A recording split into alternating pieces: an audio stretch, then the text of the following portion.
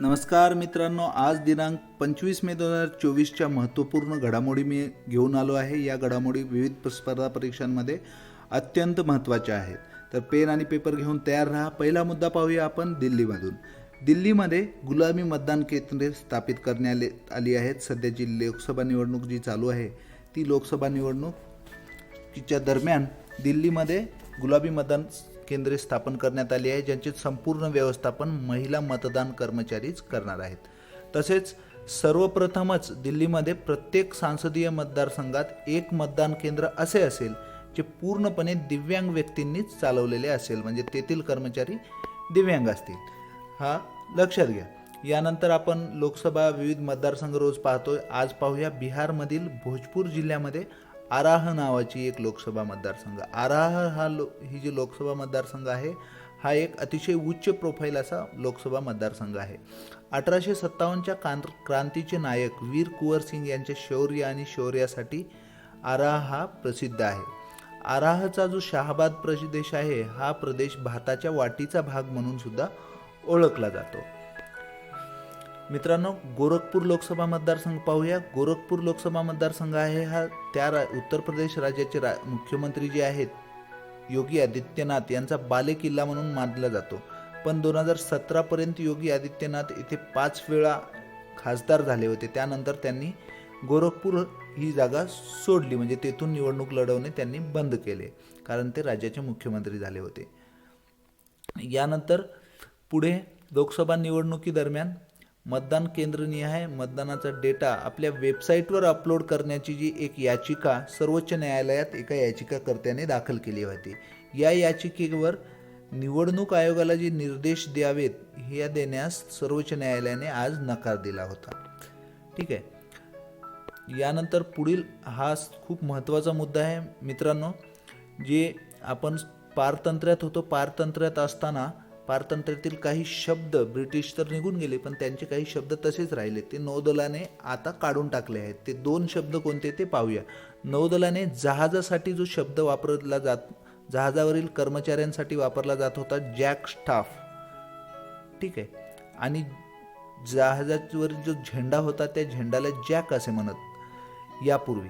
पण यानंतर आता नौदलाने हे शब्द काढून टाकून त्या ऐवजी नॅशनल फ्लॅग स्टाफ आणि नॅशनल फ्लॅग असे 2 शब्द नवीन वापरले आहेत. मित्रांनो लक्षात घ्या, जॅक स्टाफ आणि जॅक याऐवजी नॅशनल फ्लॅग स्टाफ आणि नॅशनल फ्लॅग असे 2 शब्द नौदलाने त्याऐवजी वापरले आहेत. यानंतर पुढील भटिंडा लोकसभा मतदारसंघ पाहूया. भटिंडा लोकसभा मतदारसंघ हा जो आहे हा माळवा पट्ट्यात आहे.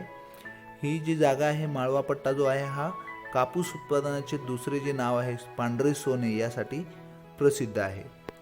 पुढे पाहूया. भटिंडा हा पारंपरिकपणे बादल कुटुंबाचा बालेकिल्ला मतदारसंघ म्हणून मानला जातो.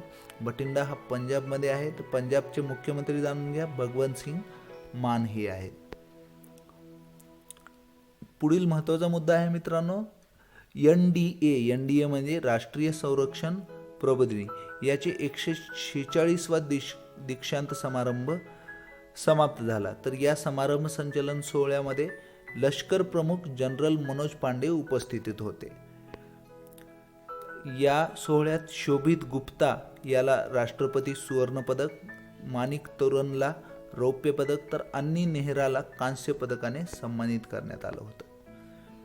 सीमा सुरक्षा दलाचा आज हा सीमा सुरक्षा दल म्हणजे BSF याचा आज 21वा शोध दिवस आहे, म्हणजे 21वा त्याचा समारंभ आहे. 21 वर्ष झाले BSFला स्थापन करून. तर या BSFचे महासंचालक जाणून घेऊया, ते आहेत नितीन अग्रवाल. यानंतर पुढील मुद्दा पाहूया. राष्ट्रीय सुरक्षा सल्लागार कोण आहेत?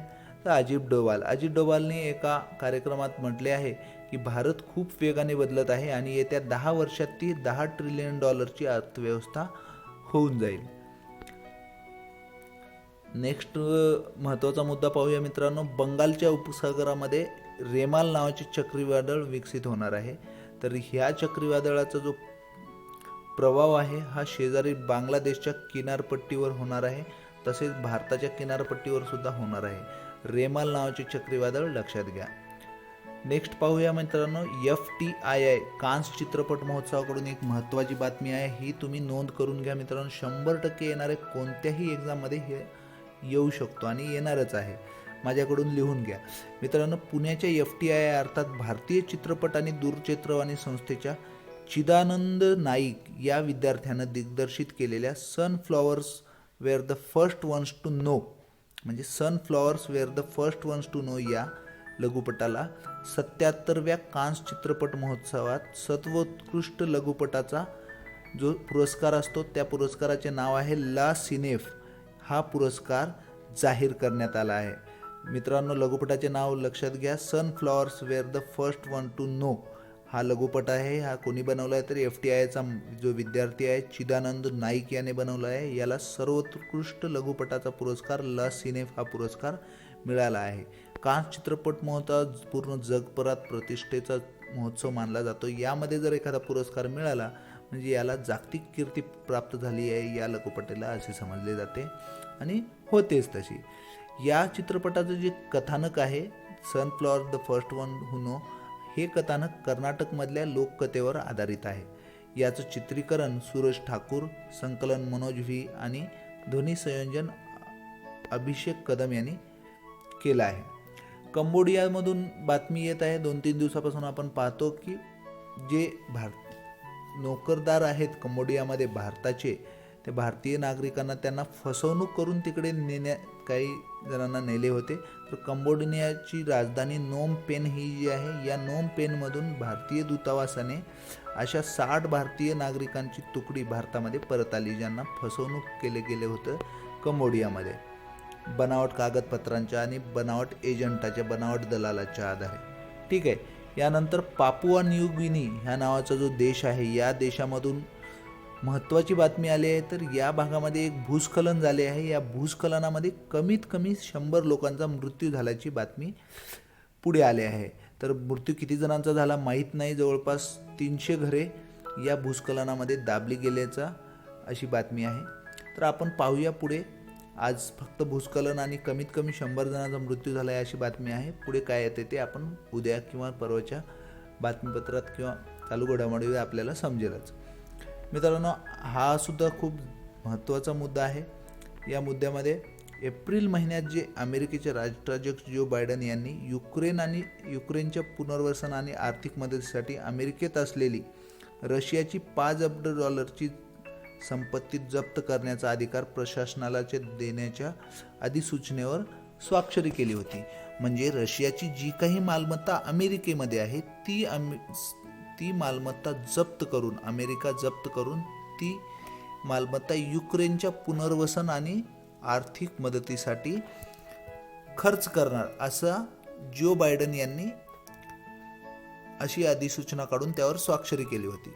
तर याला प्रत्युत्तर दिले आहे रशियाने. काय दिले आहे तर याला प्रत्युत्तर म्हणून रशियामध्ये असलेल्या विविध अमेरिकन मालमत्ता आणि संपत्ती जप्त करण्याच्या आदेशावर रशियाच्या राष्ट्राध्यक्ष व्लादिमीर पुतिन यांनी सुद्धा स्वाक्षरी केली आहे. बघा तर मित्रांनो, अमेरिकेने स्वाक्षरी केली आहे. तर अमेरिकेमध्ये जी रशियाची मालमत्ता आहे ती जप्त करणार आणि रशियाने असा आदेश काढला आहे की अमेरिकेची जी मालमत्ता रशियामध्ये आहे ती रशिया जप्त करणार. म्हणजे एकमेकावर कुरघोडी करण्याचा प्रकार हा 1950 म्हणजे पहिल्या महायुद्धानंतर शीतयुद्धाच्या काळापासूनच चालू आहे. सध्या युक्रेन आणि रशियामध्ये युद्ध चालू आहे आपल्याला माहीत आहे. या युद्धावरून अमेरिका आणि रशिया यामध्ये सुद्धा शीतयुद्ध चालू आहे. सॉरी. या आदेशानुसार रशियातल्या केंद्रीय बँक आणि संस्थांना अमेरिकन संपत्ती जप्त करण्यासाठी न्यायालयीन कारवाई करण्याचा अधिकार देण्यात आला असून या संपत्तीची ओळख पटविण्यासाठी एक आयोग नेमण्यात येणार आहे. जप्तीसाठी येत्या 4 महिन्यात कायदा तयार करण्याचे आदेश सुद्धा म्हटले आहे. वरचा मुद्दा जाणून घ्या.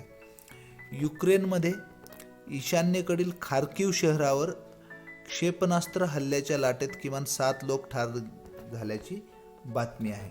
तर रशियन सैन्याने खार्किव शहरावर क्षेपणास्त्र डागली होती. या डागलेल्या क्षेपणास्त्रात 7 लोकांचा मृत्यू झाला असे युक्रेनच्या शहर अध्यक्षांनी म्हटले आहे. यानंतर क्रीडा जगत पाहूया. क्रीडा जगतामध्ये बॅडमिंटन जो आहे, बॅडमिंटनमध्ये 2 वेळाची ऑलिम्पिक विजेती PV सिंधूने क्वालालंपूरमध्ये जी मलेशिया मास्टर्स चालू आहे त्या मास्टर्समध्ये विजय मारून महिला एकेरीच्या उपांत्य फेरीत म्हणजे फायनलमध्ये धडक मारली आहे. PV सिंधूने चीनच्या हान युईचा पराभव करून फायनलमध्ये प्रवेश केला आहे. थायलंडच्या बँकॉक येथे पॅरिस ऑलिम्पिक 2024साठी जागतिक बॉक्सिंग पात्रता स्पर्धा सुरू आहे. या पात्रता स्पर्धेत सचिन सिवाच तसेच निशांत देवसह 7 पुरुष आणि 3 महिला असे एकूण 10 भारतीय बॉक्सर भाग घेत आहेत. या स्पर्धेमध्ये 133 देशातील एकूण 579 बॉक्सर पात्रता स्पर्धेत भाग घेत आहेत. या इव्हेंटमध्ये एकूण 51 जणांना ऑलिम्पिकचा कोटा मिळणार आहे. ठीक आहे, पाहूया आपण काय चालू आहे ते, किती भारतीयांना हा कोटा मिळेल 10 पैकी. यानंतर तिरंदाजीकडे वळूया. तिरंदाजीमध्ये ज्योती सुरेखा वेन्नम, प्रियांश यांचा समावेश असलेल्या भारतीय मिश्र संघाने दक्षिण कोरियातील योचिओन येथे वर्ल्ड कप स्टेज 2च्या अंतिम फेरीत प्रवेश केला आहे. ठीक आहे, यानंतर ज्योती परनीत कौर आणि आदिती स्वामी यांच्या कंपाऊंड महिला संघाने बुधवारी अंतिम फेरीमध्ये म्हणजे फायनलमध्ये यांनी सुद्धा प्रवेश केला आहे. यानंतर पुढे पाहूया भारतीय दिव्यांग थाळीफेकपटू म्हणजे मोनू घंगास, आपण कालसुद्धा पाहिले होते. याने काल जपानमधल्या कोबे इथे जागतिक पॅरा ॲथलेटिक्स चॅम्पियनशिपमध्ये 34.7 मीटरचा पल्ला गाठत पॅरिस ऑलिम्पिकसाठी आपले स्थान निश्चित केलं आहे. ही बातमी आपण काल केली होती, आज रिपीट केली. असू द्या, आपल्याला परत रिपीट केल्यानंतर रिपिटेशन हेच अभ्यास असतं, रिव्हिजन असतं, ते आपल्याला 1-2 बातम्या दररोजच्या होतच जाणार आहे. ठीक आहे, तर अशा प्रकारे आजचा दिनांक 25 मे 2024च्या चालू घडामोडी मी येथे समाप्त करतो. मित्रांनो, या व्हिडिओची PDF जी आहे ती तुम्हाला डिस्क्रिप्शन बॉक्समध्ये मिळून जाईल. त्याची लिंक ती डाउनलोड करा, अभ्यास करा. पुढे